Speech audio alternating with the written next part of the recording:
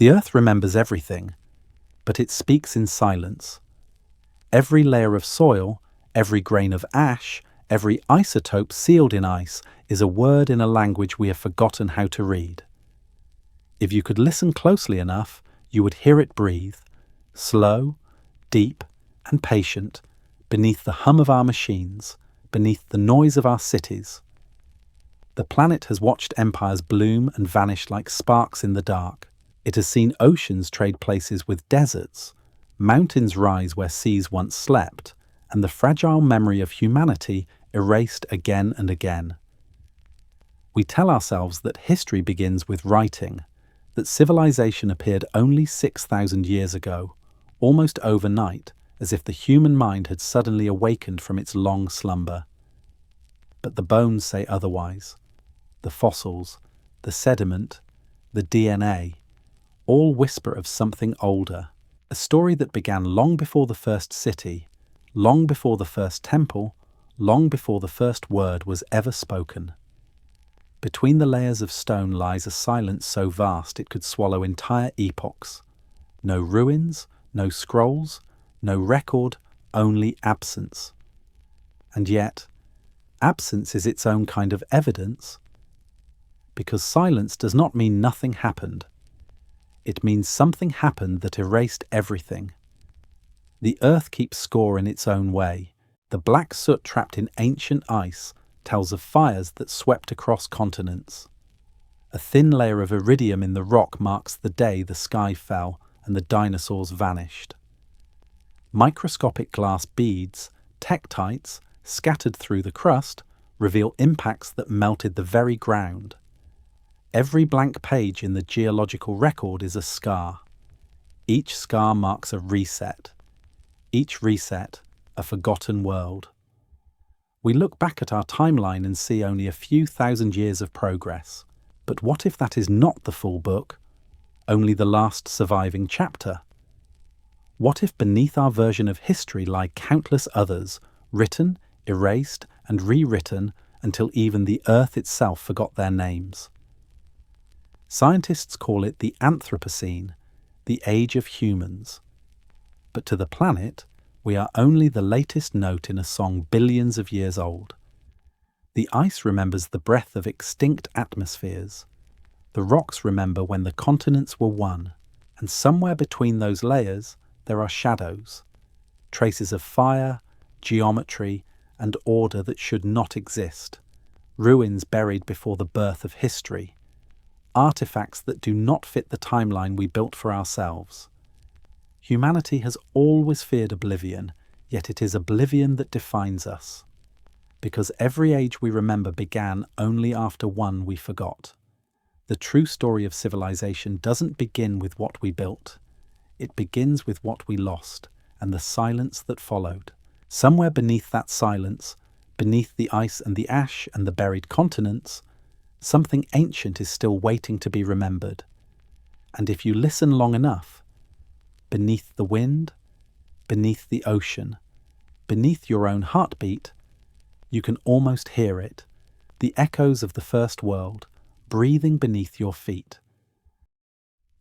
The silence beneath the earth becomes water, a slow, rising tide that swallows the edges of memory. For every city that stands above the sea, there are 100 sleeping beneath it, entombed under the weight of forgotten centuries. The ocean is not just water, it is an archive. Every grain of silt that settles on the seafloor is a page, pressed by time, sealed in salt. And somewhere down there, in the drowned margins of continents, lie the ruins of worlds that came before us. We've always built near the shore, close to the breath of the tide, the promise of trade, the rhythm of life. But the same ocean that fed us has also erased us. It gives and it takes, the most ancient storyteller and the most merciless editor. 12,000 years ago, as the last ice age ended, the world began to melt. Colossal walls of ice, kilometers thick, collapsed into rivers that roared toward the sea. In geological time, it was an instant. Sea levels rose by more than 120 meters. Imagine the coastlines of that age. The Mediterranean stretched far beyond its current edge. The Persian Gulf was dry, a vast plain where rivers met and early people lived. All gone now, hidden under shifting waters. Entire continents changed shape. Valleys filled. Mountains became islands. And the maps of the world, the ones our ancestors once knew, vanished beneath the waves. If there were cities along those ancient shores, and there must have been, they are now sealed beneath a shifting blue tomb. Oceanographers call this period the Meltwater Pulse 1A, a surge so rapid that in some regions the sea rose nearly 5 meters in a single century. For the people who lived through it, the ocean was not a horizon, it was a predator. Today, divers and scientists are beginning to explore those lost margins, the continental shells that were once dry land. Off the coast of India, in the Gulf of Khambat, sonar scans revealed what appeared to be geometric patterns stretching for kilometers. A possible city, with grids and walls buried under 40 meters of water. Samples retrieved from the site dated back almost 9,000 years, older than the cities of Mesopotamia. Skeptics argue that the formations could be natural, sculpted by currents and erosion. But the question remains, why do nature's patterns look so much like ours? Far to the east, near Japan's Yonaguni Island, stone terraces descend into the dark like stairways for the drowned. Sharp angles, steps and platforms cut into solid sandstone. Marine geologist Masaki Kimura believes they are the remains of a ceremonial complex, perhaps 10,000 years old, older than any known temple. Others insist they're natural formations shaped by tectonic fracture, but even the skeptics admit Yonaguni feels deliberate. Standing before it, divers describe the same feeling, as if the ocean itself is hiding a memory just beyond reach. In the Caribbean, sonar scans off the coast of Cuba once caught the outline of what looked like a city grid, pyramidal shapes and right angles resting on the seabed at a depth of 700 meters. No one has been able to study it fully. The site lies too deep, the currents too strong, the cost too high, so it remains what the ocean loves most, a rumour. And the rumours don't stop there. In the Mediterranean near Alexandria, archaeologists found the drowned palaces of Cleopatra. Entire temples preserved in the sand since an earthquake struck 2,000 years ago. If such recent ruins can vanish so completely, what might 12,000 years of tides conceal? We like to think of the flood as myth, a moral story about gods and punishment, but what if it's memory? Every culture tells the same tale. The Sumerians of Ziusudra, the Babylonians of Utnapishtim, the Greeks of Deucalion and Piraha, the Hindus of Manu, warned by a divine fish, the Chinese of Yu the Great, who tamed the waters, the Maya of a resinous rain that drowned the earth. Different names, same wound. When stories repeat across continents separated by oceans, they stop being coincidence and start becoming evidence. A collective scar running through time. The flood is not a story about water. It's a story about loss, about a civilization that watched its horizons disappear one tide at a time. Fields turned to swamps, villages turned to reefs, histories turned to silt. The people who survived didn't just lose their homes. They lost their context, the entire world that made sense of who they were. To survive, they climbed higher, into the mountains, into the myths, and they carried with them the only thing that could not drown, the memory. Even today, traces of that ancient trauma remain carved in landscapes and language. In the Doggerland of northern Europe, once a fertile plain connecting Britain to mainland Europe, sonar surveys have mapped rivers and ancient forests beneath the North Sea. Arrowheads, mammoth bones, and human tools have been dredged from the depths. Doggerland was home to thousands, and then it was gone, swallowed by the rising tide. If those people had told their story, would it not sound exactly like a flood myth, In Southeast Asia, geologists have confirmed that large parts of the Sunda Shelf, now beneath the waters around Indonesia and Malaysia, were once dry land, connecting islands into one vast continent. When the sea rose, entire ecosystems and cultures would have been cut off, fragmented, erased. And yet, throughout the region, oral traditions speak of a time when the ocean came to claim the land. Stories older than agriculture, what science sees as data, isotopic evidence, sediment cores, radiocarbon curves, ancient myth saw as divine reckoning. Both describe the same event, a planet resetting itself, a civilization forced to begin again. The flood was never about morality, it was about memory, a way for the survivors to keep the story of that loss alive long after the waves had claimed the evidence. Every wave since then is a whisper from that age, calling through the deep. Remember what happened when the water came. And somewhere, in the dark below the continental shelf, the archives of the old world still rest, sealed in pressure, guarded by silence. We've mapped the surface of Mars in greater detail than we've mapped our own seabed. 95% of the ocean floor remains unexplored. If civilizations once flourished there, their cities, their temples, their machines, they wait now in the cold, where light never reaches. Maybe one day we'll find them. Maybe we already have, and just don't recognize what we're looking at. Because the ocean does not give back easily. It keeps its secrets as faithfully as it keeps its dead. The sea is patient. It remembers everything. It hides what we are not ready to see until the next tide of curiosity pulls us deeper. In that endless blue archive, the first great reset waits, not as myth, but as memory. Before the flood there was fire. Before the oceans rose, the heavens burned. It began as light, not gentle but blinding.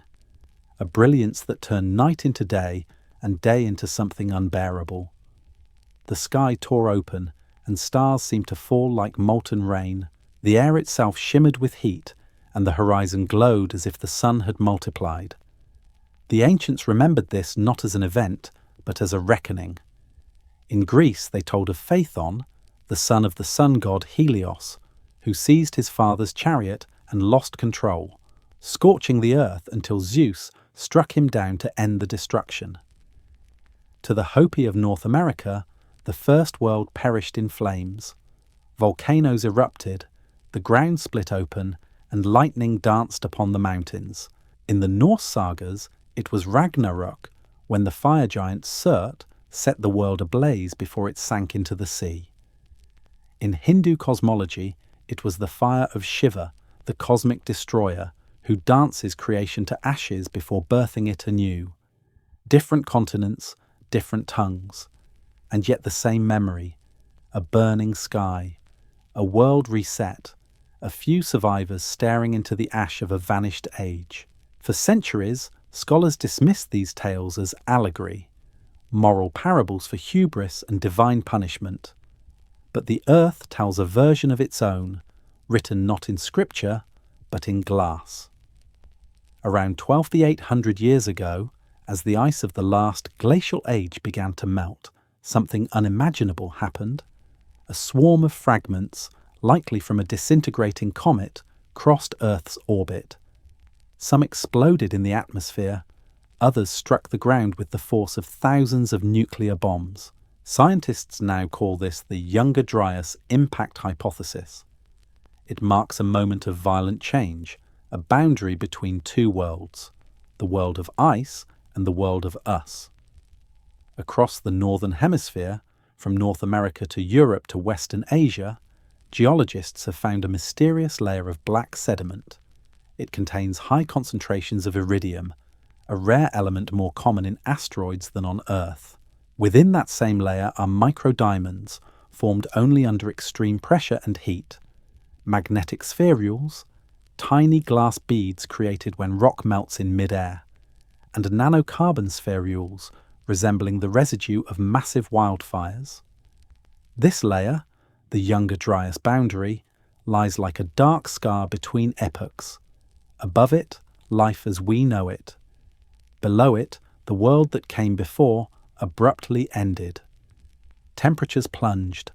Forests burned from horizon to horizon. The sky filled with soot, blocking the sun for years. Across continents, megafauna disappeared.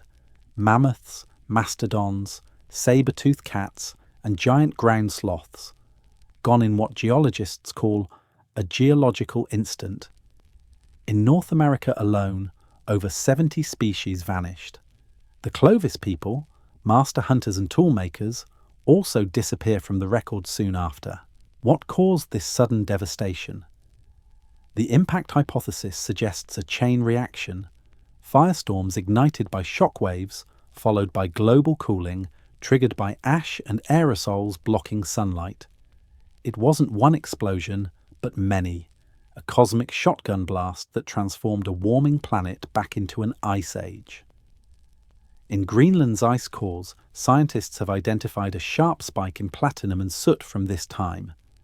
Chemical fingerprints of an extraterrestrial source. Sediment cores from North America show burn layers so widespread they suggest continental-scale wildfires. Even mammoth tusks recovered from Siberia bear traces of radioactive isotopes consistent with cosmic radiation. Imagine standing on that ancient plain, the sky a deep red haze, the ground trembling, the air filled with falling embers. You wouldn't have words for what was happening, only awe, only terror. The constellations would vanish in smoke, the rivers would boil, the soil would taste of iron. For the survivors, the only language left was story. They would tell their children of the day the heavens opened, of fire falling from the stars, of thunder that split the world in two. They would say, the gods grew angry and the sky itself came down. And over millennia, those words turned into myth, preserved, reshaped, retold, until the memory of the fire became a bedtime story about heroes and gods. But the rocks still remember. Everywhere that thin black line is found, it tells the same tale. A sudden break, a global trauma, a reset. Today, evidence continues to emerge. In 2018, a massive crater was discovered beneath the Hiawatha Glacier in Greenland, 31 kilometers wide, buried under a kilometer of ice. Its age? Roughly 12,000 years, exactly the moment the Younger Dryas began. If confirmed, it could be the smoking gun of the very event that reshaped human prehistory, because when the climate shifted, the world's early civilizations were scattered. The fertile plains they called home turned to tundra. Populations collapsed. Migration began, from Africa, from the Near East, from the highlands of Asia, as survivors sought warmth and safety. And out of that chaos, within only a few thousand years, agriculture and organized societies suddenly appeared. To us it looks like progress, but to them it was rebuilding. The first sparks of civilization at Göbekli Tepe, Jericho and Çatalhöyük all rise from the silence left by the Younger Dryas. It's as if humanity woke up from fire and began again. The myths were right in spirit, if not in detail. The sky did fall, the fire did come, and it remade the world, not as punishment, but as reset. When we look at that black layer in the ground, rich in iridium and ash, we are not just touching history.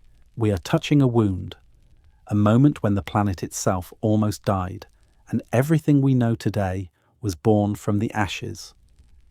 The flood may have drowned the memory of what came before, but it was fire that first cleared the slate. And somewhere in that balance between flame and water, destruction and renewal, the earth began writing its next chapter, the one we now call civilization. Not every apocalypse falls from the sky. Some are born in our own hands. In the Bhagavad Gita, written more than 2 millennia ago, there is a moment that freezes time.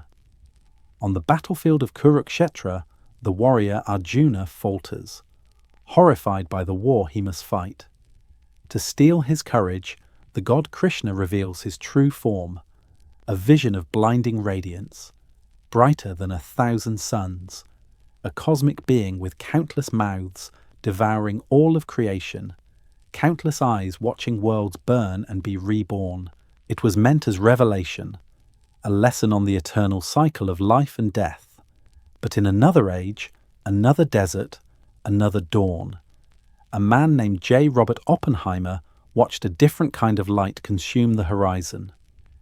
It was July 16th, 1945. The first atomic bomb had just detonated in New Mexico. And in that moment, he whispered the same words Krishna once spoke. "Now I am become death, the destroyer of worlds." The echo was not coincidence, it was recognition, because the weapon he had unleashed was not new, only remembered. Across the ancient world, fragments of the same story appear. Civilizations whose wars scorched the earth and whose brilliance devoured itself.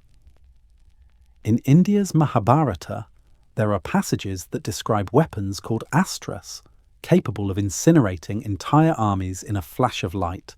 The text speaks of a single projectile charged with all the power of the universe, of winds so hot they peeled the skin from the body, of corpses with hair and nails falling away, of birds turning white mid-flight, and of cities reduced to ash. To many, it's poetry, an ancient exaggeration of thunder and lightning, but to others, it sounds disturbingly familiar, a nuclear blast described in a Bronze Age tongue. Thousands of kilometers away, in Mesopotamia, the Sumerians wrote of the wars of the gods. Their tablets describe cities laid waste by storms of fire and poison, lands turned barren, rivers undrinkable, people whose shadows were burned into the walls. In the Epic of Gilgamesh, after the destruction of a divine forest, the skies are said to rain bitumen and ash. In the Hebrew scriptures, Sodom and Gomorrah meet the same fate. A storm of fire from heaven, land so scorched that nothing grows there to this day. Even the survivors are tainted. Lot's wife turned to salt, a metaphor perhaps for radiation's deadly touch. Were these divine punishments, or the consequences of a technology humanity had once mastered and then lost? Archaeology gives us a few tantalizing clues.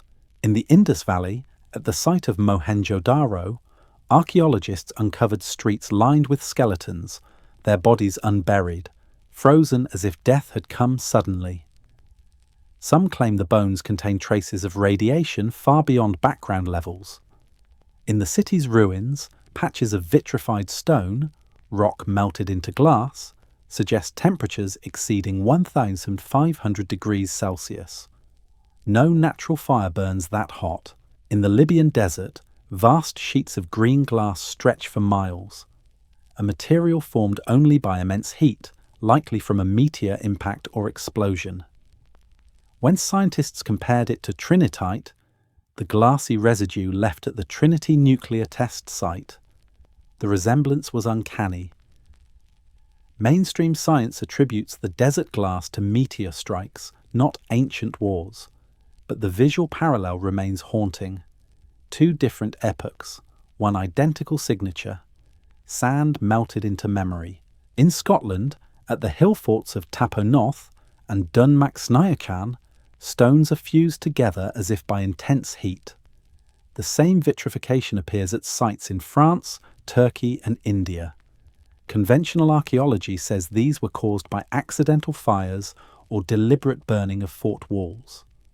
But a few researchers quietly wonder, how widespread must coincidence be before it becomes pattern? The pattern, if real, is tragic.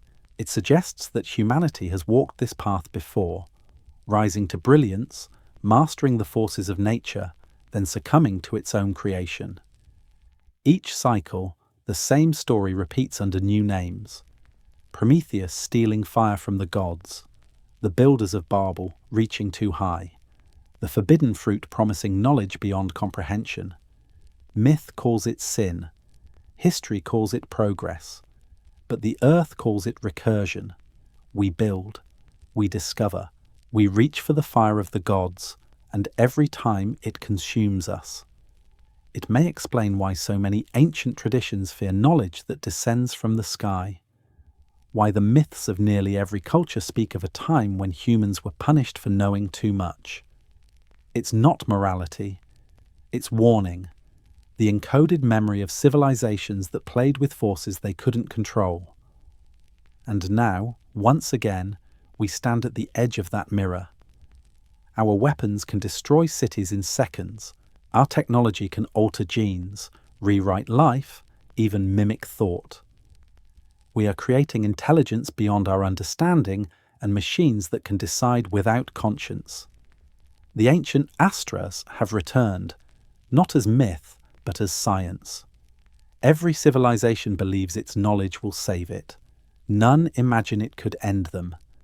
The builders of Mohenjo-Daro, the priests of Sumer, the kings of Uruk, they must have believed the same. They stood at the summit of their world and thought the future was theirs. And yet, they are dust. Perhaps that is the true meaning of the myths, that destruction does not come from heaven, but from reflection. The moment we see our power in full light, we also see the shadow it casts. In every age we light the same flame and tell ourselves it will keep us warm. But the pattern never lies. Every civilization that learned to play with creation eventually met its mirror in destruction, not by wrath from above, but by the fire it built below. And if the last world was ended by fire, then maybe, just maybe, the next will begin with silence. After every fall, something remains. A fragment, a memory carved into stone, not to be seen, but to be found. When a civilization dies, it leaves two things behind: silence and architecture. Everything else burns, rots, or erodes, but stone endures. And through it the dead continue to speak. High in the dry hills of southeastern Turkey lies a mound the locals call Göbekli Tepe, the pot-bellied hill. It doesn't rise from the earth like a monument, it hides beneath it. When archaeologists first uncovered it in the 1990s, they were stunned. Before them lay a temple, vast stone circles, each ringed by towering T-shaped pillars carved with foxes, vultures, snakes, lions, and wild boars. Some stones weigh more than 15 tons, yet they stand upright, balanced with astonishing precision. The carvings are not random. Each animal seems symbolic, a language of myth and astronomy rendered in limestone. But what shocked the world was not the beauty, it was the age. Radiocarbon dating placed Göbekli Tepe at nearly 12,000 years old, built around 9600 BCE, a time when humanity was still supposed to be living in tents and hunting gazelle. By mainstream chronology, cities, writing, and agriculture came thousands of years later. And yet, here was a site that required hundreds of labourers, advanced planning, astronomical alignment, and the ability to quarry, move, and raise megaliths on a scale thought impossible for Stone Age people. Then came the strangest revelation. Göbekli Tepe was deliberately buried. Sometime after it was built, its builders filled it in with earth and rubble, carefully, intentionally, as if sealing it against what they knew was coming. A burial, not a ruin. A message hidden in soil for the next age to find. Whatever the reason, climate change, catastrophe, or ritual closure, one truth remains. The oldest temple on Earth was not lost to time by accident. It was hidden by design. And Göbekli Tepe is not alone. Across the world, other structures whisper the same defiance of history. In Lebanon, beneath the Roman temple complex at Baalbek, lies a foundation of stones so large they defy explanation. 3 of them, known as the Trilithon, each weigh around 800 tons. They are cut with machine-like precision, locked together so tightly that not even a blade of grass can slip between them. The Romans built their temple of Jupiter atop these blocks, but no Roman text claims credit for the base. They simply used what was already there. To this day, no one can say for certain who moved those stones or how. Even with modern cranes, replicating that feat would be nearly impossible on the same terrain. Half a world away, in Peru, the fortress of Sacsayhuaman overlooks the city of Cusco. Its walls ripple like frozen waves of granite, stones of unequal shapes fitted together like a three-dimensional jigsaw puzzle. Some weigh over 200 tons, yet the joints are so perfect that no mortar was needed. The Inca, when asked by the Spanish chroniclers how they built it, simply replied, "We did not. The gods did, the ones who came before." Archaeologists attribute the work to Incan ingenuity, but even they admit no other Incan structure matches it in complexity or precision. The technology, whatever it was, appeared once and never again. Then there is Pumapunku, near Lake Titicaca in Bolivia, a place so mysterious that engineers still debate its construction. Blocks of diorite, one of the hardest stones on Earth, have been carved with laser-like accuracy, interlocking through L-shaped joints and perfectly drilled holes. One block alone weighs 130 tons. The people who supposedly built it, the Tiwanaku, had no written language, no wheels, and no known tools capable of such work. And yet there it stands, geometry rendered in stone, silent and unyielding.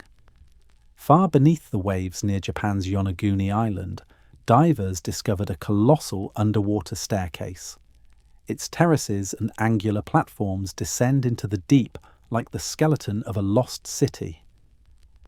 Some say it's natural, sculpted by earthquakes and time. Others insist it bears the fingerprints of human design, the last breath of a coastal world drowned when sea levels rose at the end of the Ice Age. Across these continents, Turkey, Lebanon, Peru, Japan, a strange coherence emerges. Each site speaks the same language: precision without metal, alignment without compass, engineering without machines. The same obsession with celestial order, the same silent geometry, the sacred ratio of circles, squares, and stars. What if these monuments were not temples of worship, but instruments of remembrance? What if they were built not to please gods, but to preserve knowledge, the last effort of civilizations who knew they were fading? Perhaps each block, each pillar, each chamber was designed as a node in Earth's memory system. When fire fell, or the oceans rose, the architects of the old world understood that only stone could speak across time. So they encoded what they could, in alignments with solstices, in proportions echoing the stars, in the resonance of chambers tuned like instruments to the frequency of the human voice. The Great Pyramid of Giza, the most studied monument on Earth, is aligned to true north with an accuracy within 1/15 of a degree. Its dimensions encode the ratio of the Earth's circumference to its diameter, the constant p, and even the length of the solar year. Coincidence or communication? To those ancient builders, architecture was mathematics made eternal, the language of the universe set in stone. And yet, we call them primitive. We look at their work and see superstition because we no longer understand their mathematics, their astronomy, their purpose. But the Earth remembers. Every sunrise that spills over Göbekli Tepe, every shadow that traces Baalbek stones, every solstice alignment at Sacsayhuaman, they are the planet's way of whispering, "I have seen you before." Maybe those who buried their temples were not hiding from the past. Maybe they were writing to the future, to us, warning that all civilizations rise, fall, and leave behind only what the next can decipher. We study the ruins and call them mysteries, but perhaps they are messages, and the question has never been who built them, but why they wanted us to remember. Stone remembers in silence, but our blood remembers in code. Every cell in your body carries a record older than history, older than words, older even than the idea of remembering. It is a library written not in ink or stone, but in the alphabet of life. A, T, G, and C. And when scientists first began to read that language, they discovered something both astonishing and unsettling, a break in the story of our own existence. Somewhere in the sequence of our genes, there is a pause, a narrow bottleneck in the flow of ancestry, a whisper from deep time that says, "We almost didn't make it." About 75,000 years ago, on the island of Sumatra, a supervolcano called Toba erupted. It was one of the most powerful eruptions in the last 2 million years, thousands of times larger than Mount St. Helens or Krakatoa. Toba hurled over 2,100 cubic kilometers of ash and rock into the atmosphere. For weeks, the sky burned red with sulfur and dust. Sunlight dimmed. Photosynthesis stopped. Forests withered. And the Earth entered what scientists now call a volcanic winter. The temperature dropped by as much as 10 degrees globally. For years, monsoon patterns failed. Rain turned to acid. Ash settled across continents, a grey shroud stretching from India to Africa. And under that sky of twilight, humanity began to vanish. Geneticists studying mitochondrial DNA, the maternal thread that passes unbroken from mother to child, found that almost all humans today trace back to a remarkably small number of ancestors. Estimates suggest that, after Toba, the population of Homo sapiens may have fallen to between 1,000 and 10,000 individuals, enough to fit inside a small village. Every one of us alive today is descended from that narrow thread of survivors. They hid in pockets of refuge, along the coasts of East Africa, perhaps in caves, following rivers and the sparse remnants of green. Some may have fled south to what is now India or the Arabian Peninsula. Others may have moved north as the ash settled, chasing the fading warmth of the sun. For nearly 1,000 years, the human story hung by a thread. This event left a scar in our DNA, a genetic echo scientists call a population bottleneck. It's like a sharp contraction in a heartbeat on the long pulse of evolution. It never truly fades.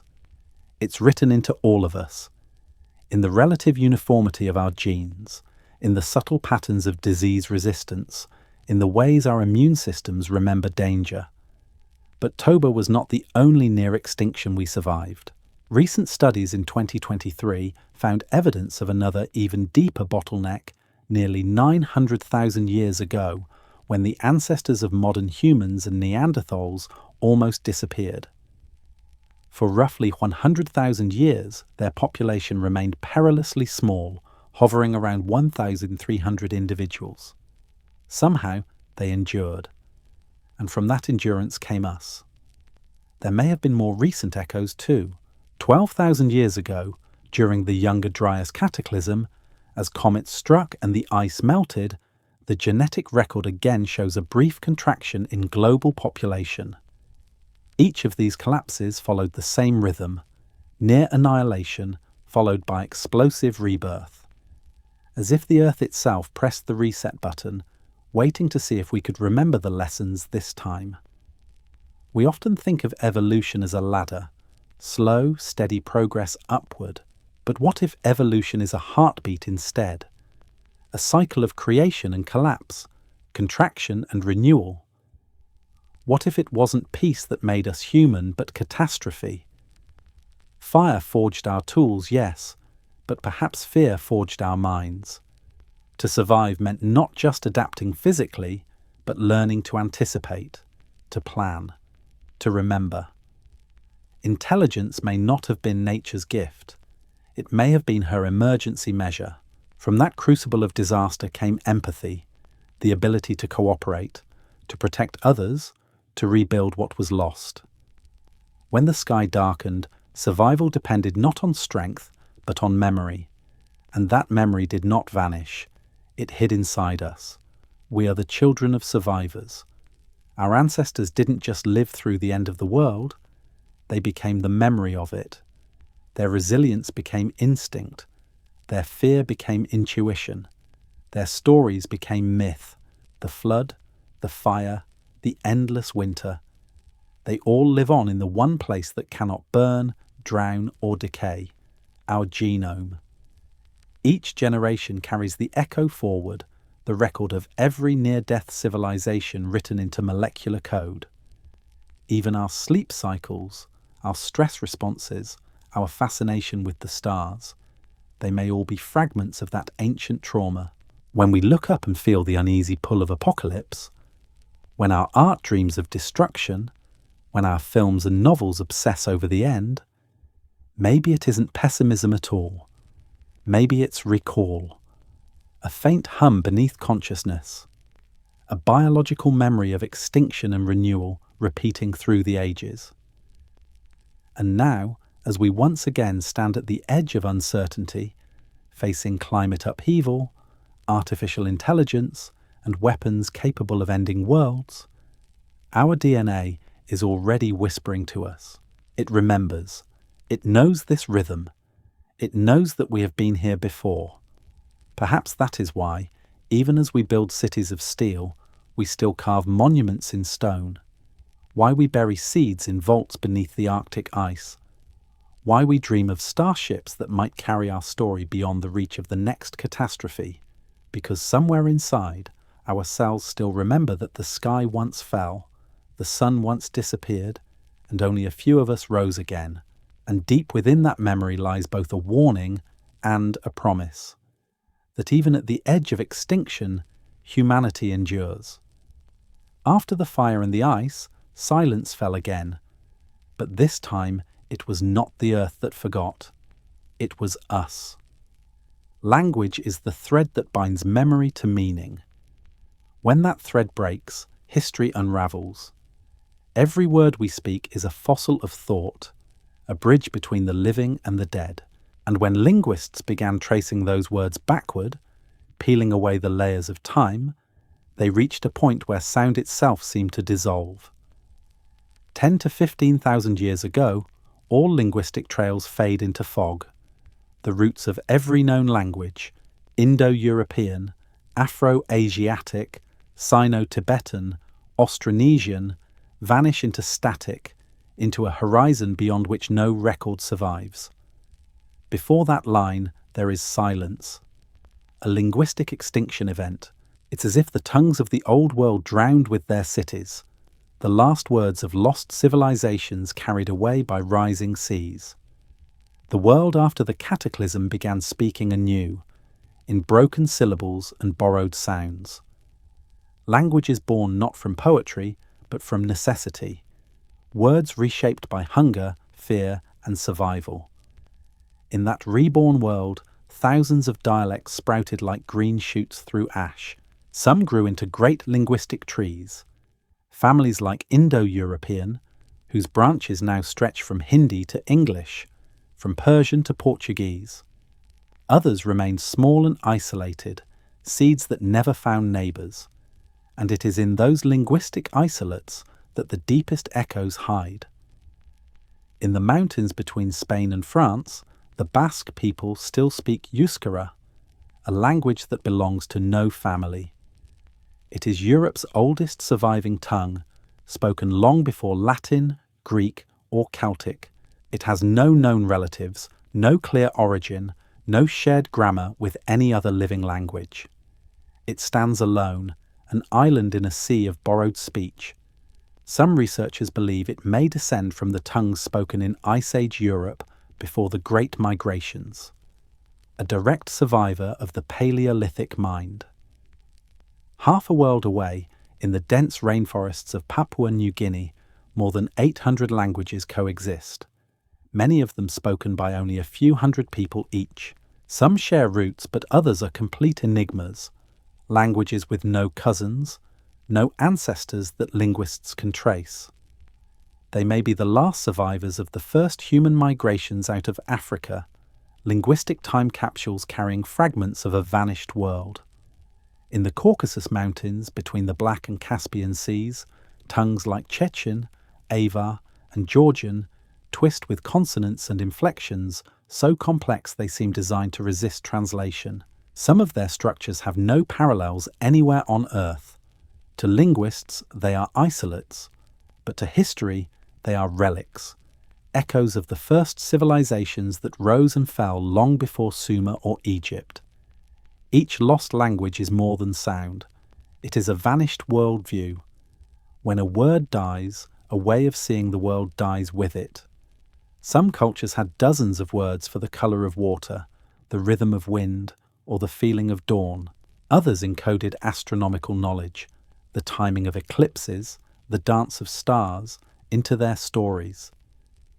Imagine how many names for constellations, how many songs for the sea, how many warnings about the flood itself disappeared when those languages sank beneath the waves.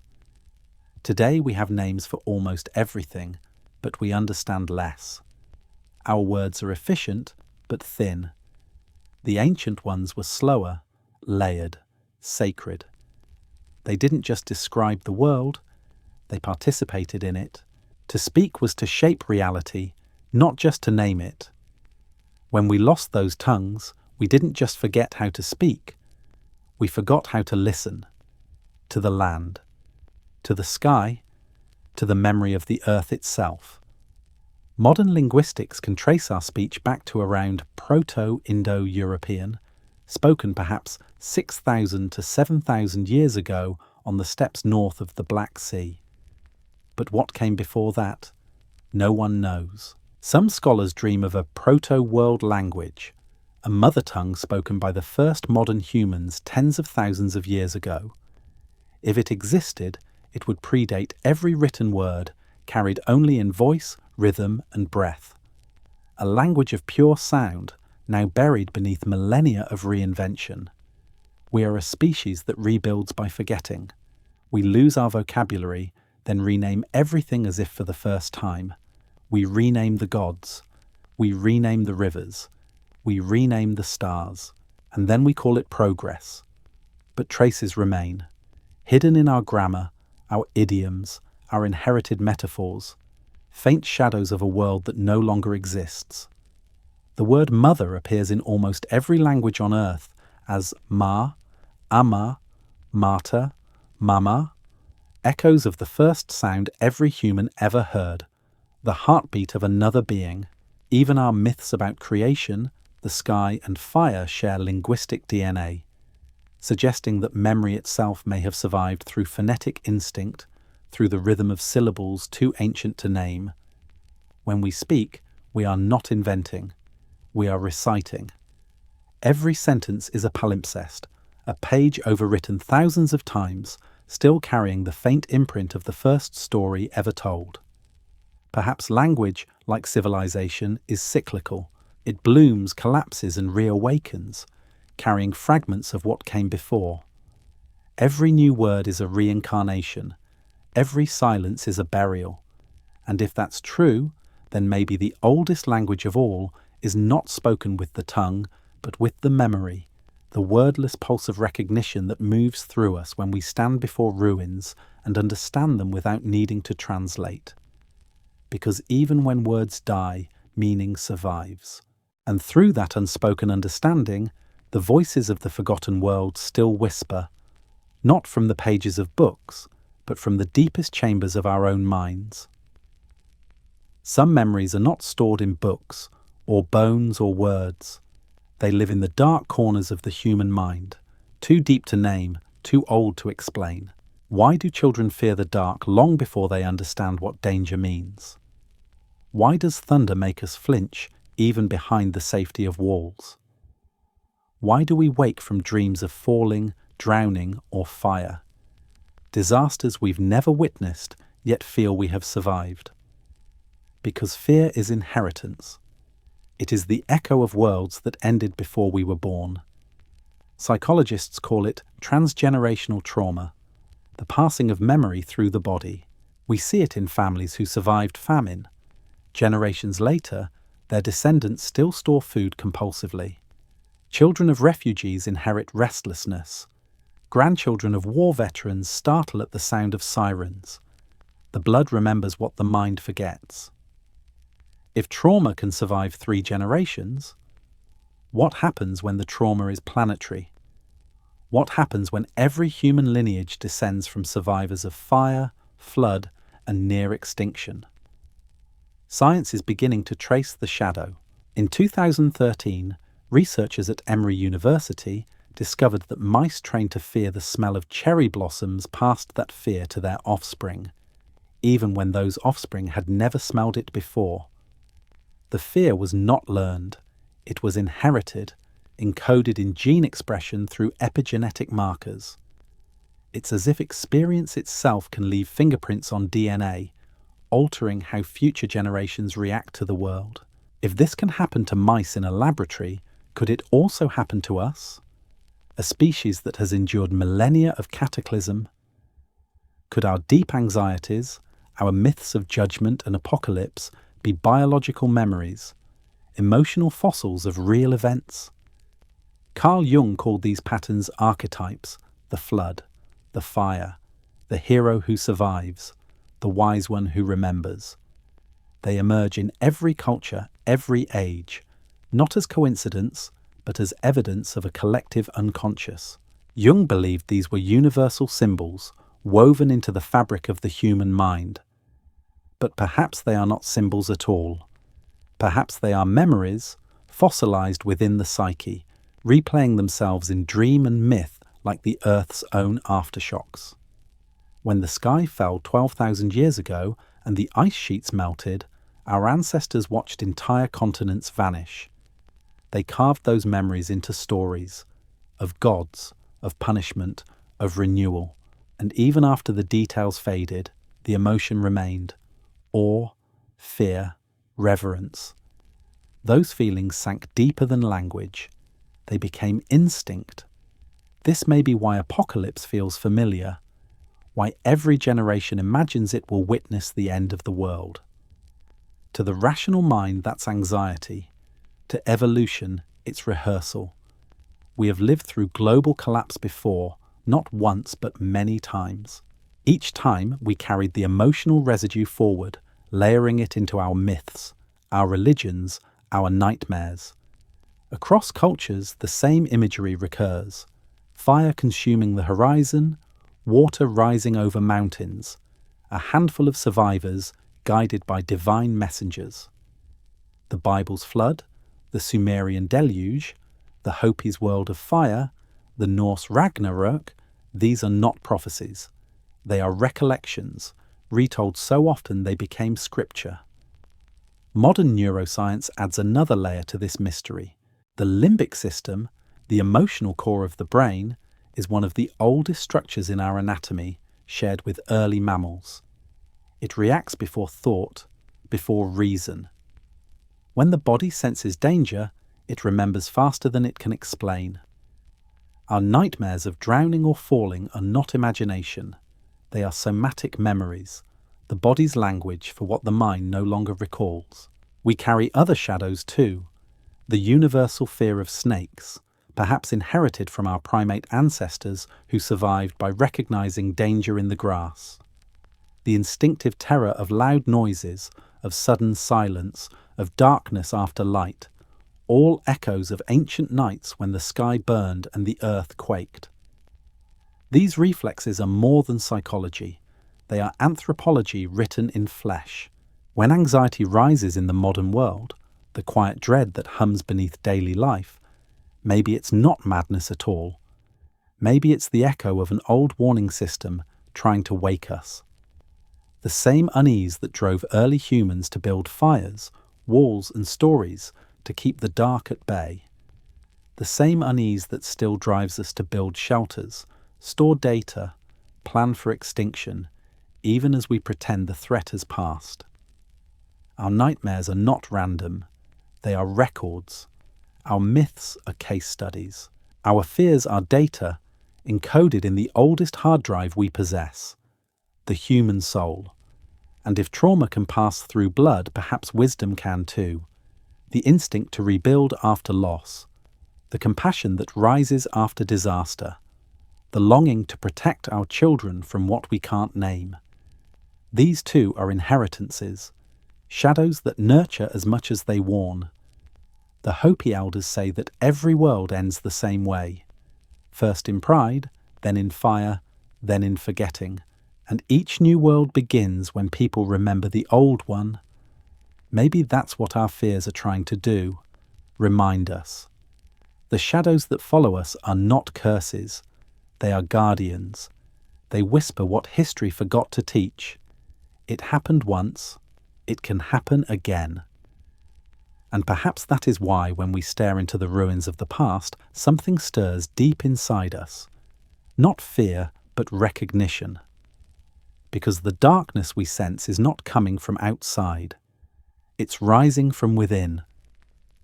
When fear became memory and memory became pattern, humanity began to look upward. The survivors of the last world would have watched the heavens with suspicion.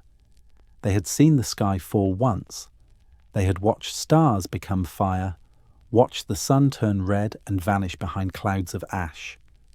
So they learned to read the sky the way others read scripture, as a warning written in light. Every civilization that rose from the ashes of the last cataclysm looked not to the ground, but to the heavens.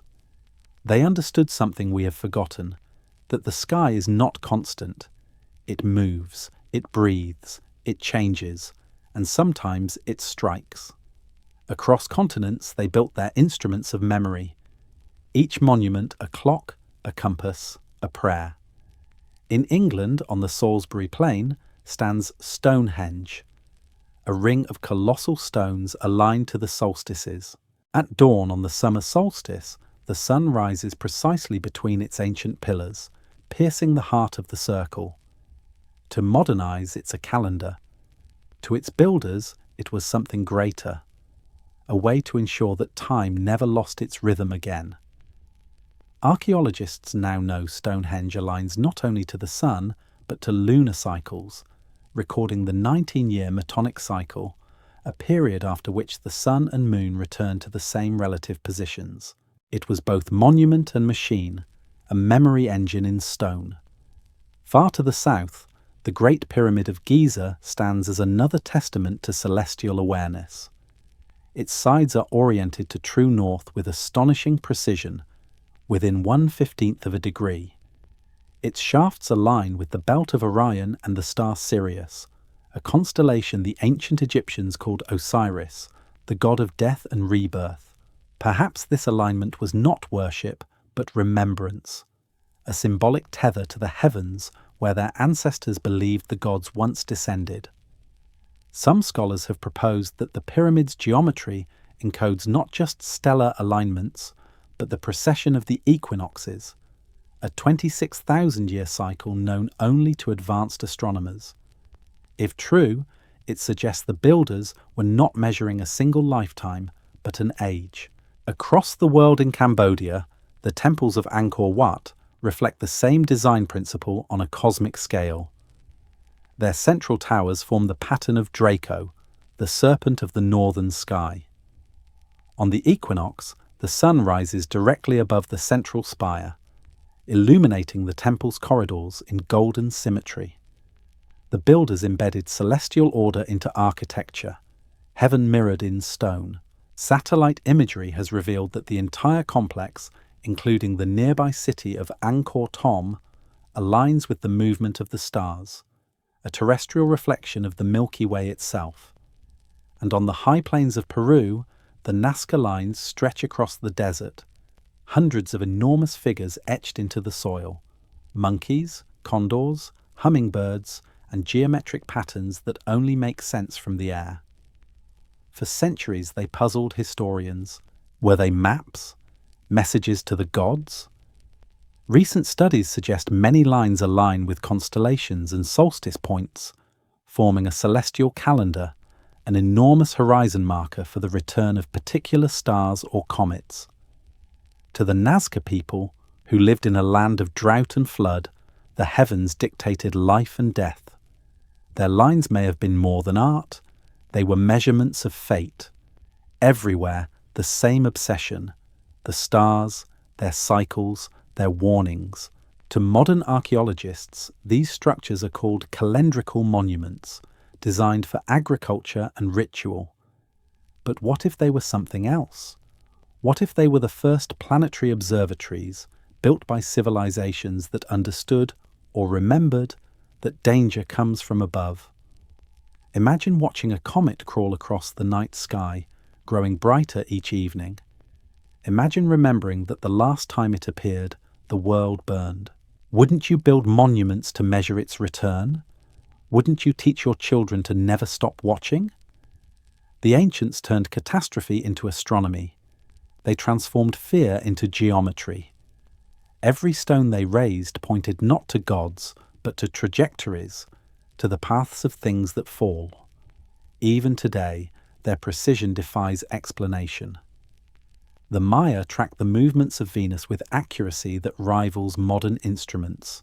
Their Dresden Codex charts the planet's 584-day cycle, a feat of observation requiring centuries of consistent data. The Sumerians, 5,000 years before telescopes, recorded the precession of the equinoxes, a cycle spanning 26,000 years. They understood the slow drift of the stars, something that would only be rediscovered by Hipparchus in the 2nd century BCE. How could they have known unless they had been watching or carrying knowledge older than themselves? In Chaco Canyon, New Mexico, the sun dagger, a spiral carved into rock, marks the solstices with perfect accuracy. At noon on the summer solstice, a single shaft of sunlight cuts through a slit in the stone and strikes the spiral's center. It was not coincidence. It was calculation. An indigenous observatory from a time when survival depended on understanding the heavens. From the deserts of Egypt to the jungles of Cambodia, from the tundras of the Andes to the plains of England, humanity was united by one act: watching. They watched because they remembered. They watched because they feared. And through that fear they learned. The watchers of the sky were not priests. They were scientists in the language of myth, sentinels guarding the planet's memory. They looked upward because they knew the danger does not rise from the earth but falls from the heavens. Maybe that's what their monuments were trying to tell us all along, that time moves in circles, not lines. That destruction has an orbit, and that the next fire will not come as a surprise, only as a return. Because those who once watched the sky were not gazing in wonder. They were keeping watch for the memory of the last time the heavens fell. When the fires faded and the stars grew still, the survivors began to speak again, not to gods, but to the silence. Out of that silence came teachers, not kings, not conquerors, teachers. Every ancient culture remembers them, figures who appeared from nowhere, bearing knowledge no one else possessed. They arrived after the flood, after the fire, after the reset, and they did not claim thrones. They carried blueprints. In Egypt they called him Thoth, the divine scribe. He was said to have invented writing, mathematics, and astronomy, the very foundations of civilization. Thoth was the keeper of measurement and balance, the one who counted the stars and divided the heavens. The Egyptians credited him with designing the calendar that aligned their lives with the rhythm of the Nile and the motion of the sky. They said he carried the Book of Wisdom, a record of the knowledge that existed before the flood, a book that no mortal could read without being transformed. In Mesopotamia, the world's oldest written records speak of the Apkallu, the 7 sages. They emerged from the sea after the flood, half human and half fish, bearing gifts of civilization. They taught humans how to build cities, write laws, farm, and study the stars. The first of them, Adapa, is said to have served the god Enki, the keeper of knowledge and the deep. When their work was complete, the Apkallu returned to the waters, promising to come again if humanity ever lost its way.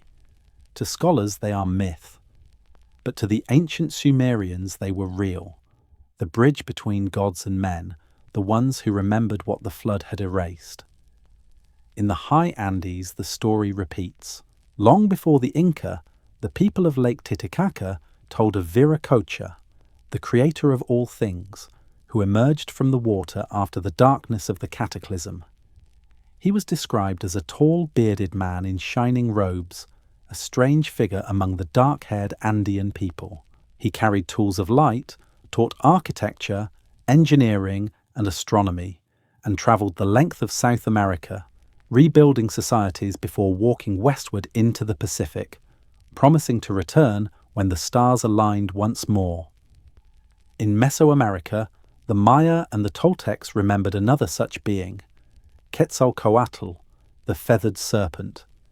He was both god and man, bringer of maize, mathematics, and the sacred calendar. Under his guidance, cities rose. Teotihuacan, Chichen Itza, all aligned to celestial events with mathematical perfection. But when his people turned violent and corrupt, Quetzalcoatl departed across the sea on a raft of serpents, vowing to return when the cycle renewed. Centuries later, when the Spanish arrived, the Aztecs mistook them for his prophesied return, a fatal echo of a memory too old to question. Always the same pattern. They came from the sea. They carried knowledge, and when their work was done, they disappeared. Who were they? Gods? Aliens? Survivors? Or simply the last living archivists of a world that had burned? Imagine standing in the aftermath of the cataclysm, the soil still poisoned by ash, the stars no longer trusted.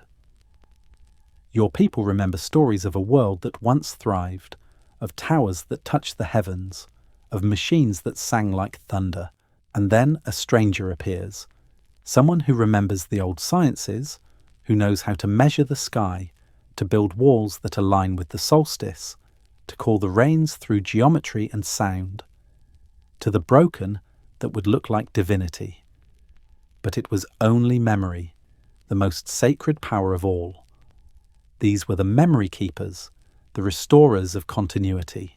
They rebuilt from fragments, turning mathematics into myth, architecture into prayer, science into story, so that knowledge could survive through faith, because story endures.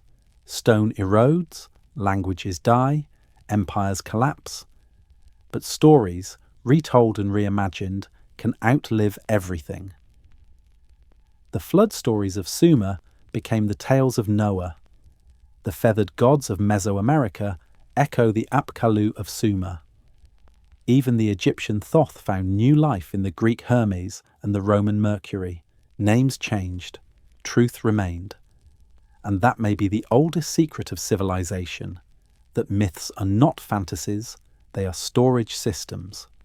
Compressed data from an older world, encrypted in symbol, rhythm, and ritual, waiting for us to remember how to read them.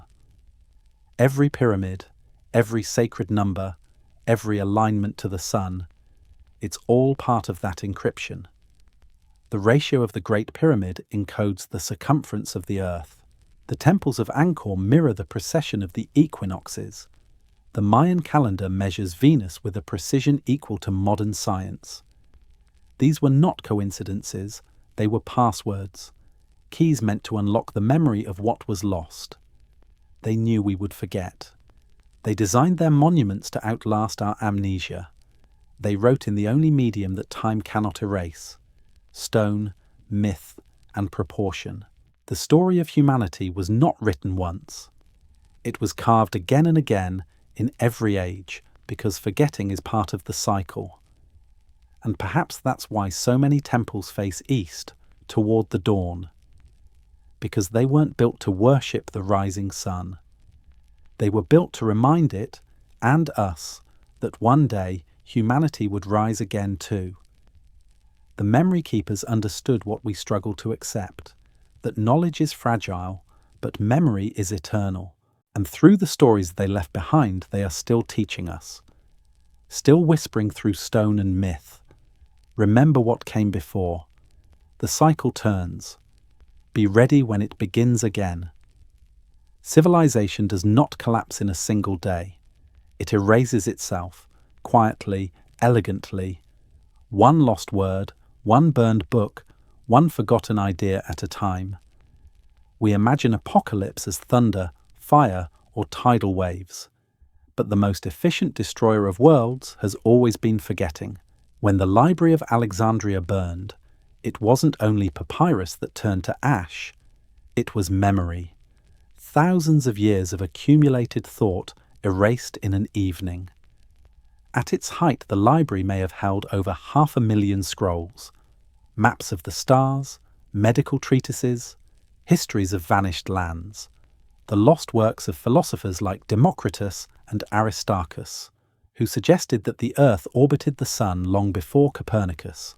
When the flames died, the silence that followed was louder than the fire.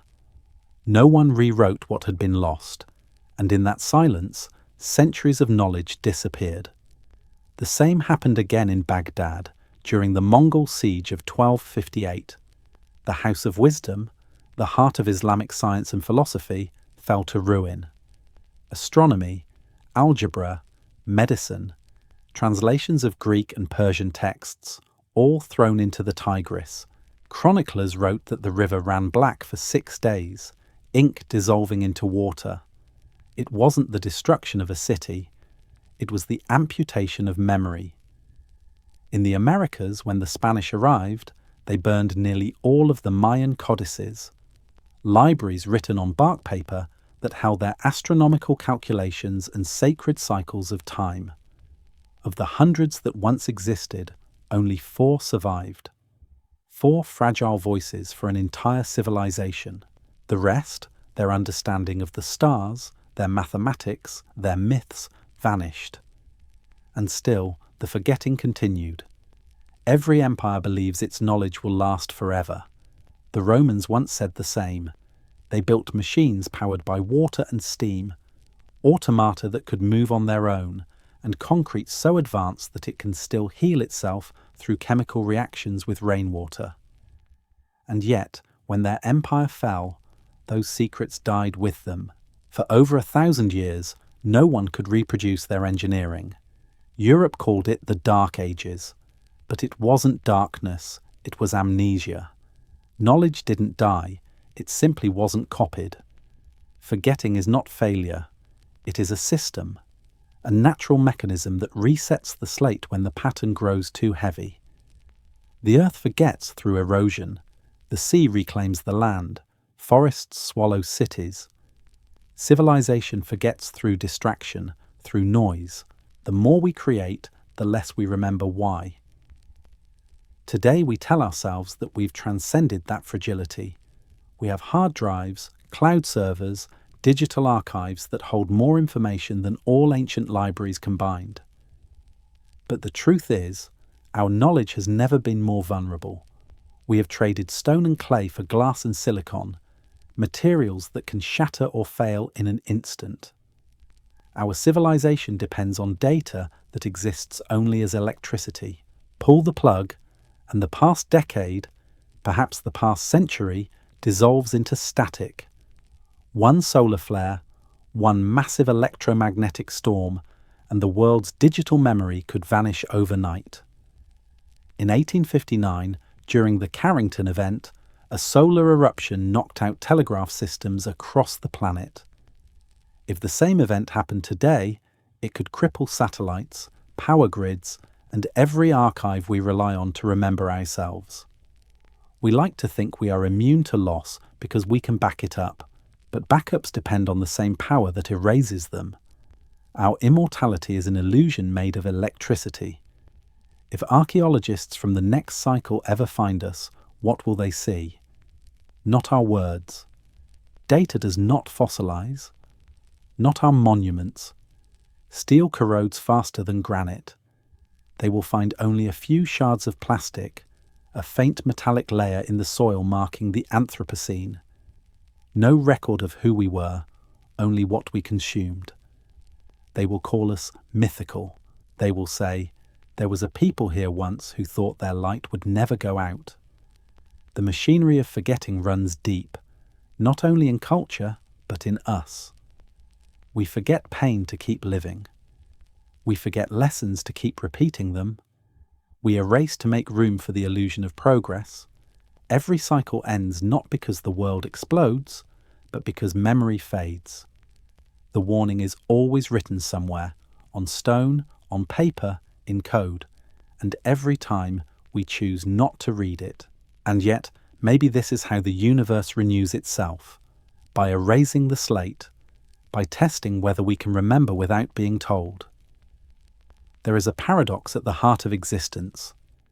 Memory gives meaning, but forgetting allows rebirth. Without forgetting, there is no room for new creation. Without remembering, there is no continuity. We live balanced between the two, the eternal cycle of amnesia and awakening. Perhaps that is the true pattern of civilization, not progress, not decline, but oscillation, a pulse of remembering and forgetting that beats through every age. Forgetting is the final test of every civilization, and remembrance, true remembrance, is the only proof that it ever truly lived. Because in the end, no empire is erased by its enemies. It is erased when no one remains to speak its name. What if the cycle itself is alive? What if the earth does not simply endure our rise and fall, but remembers it? Every species believes it is the purpose of creation. Every civilization believes it is the first to see the stars. And every time, the pattern waits. Patient, precise, watching.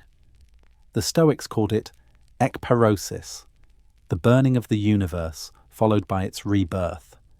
The Hindus called it the Yuga cycle, creation, preservation, destruction, renewal.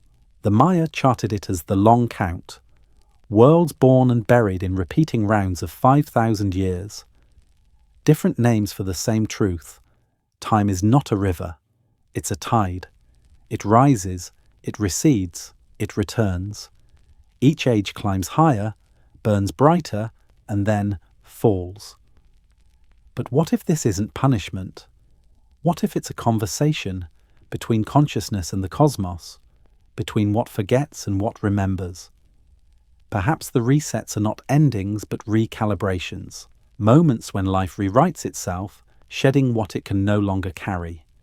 Perhaps the universe has always been teaching the same lesson, that knowledge without wisdom resets itself, that power without memory devours its own creators. Some call it fate, others call it balance. But maybe it's simply the universe dreaming, and every civilization is a single thought in that dream.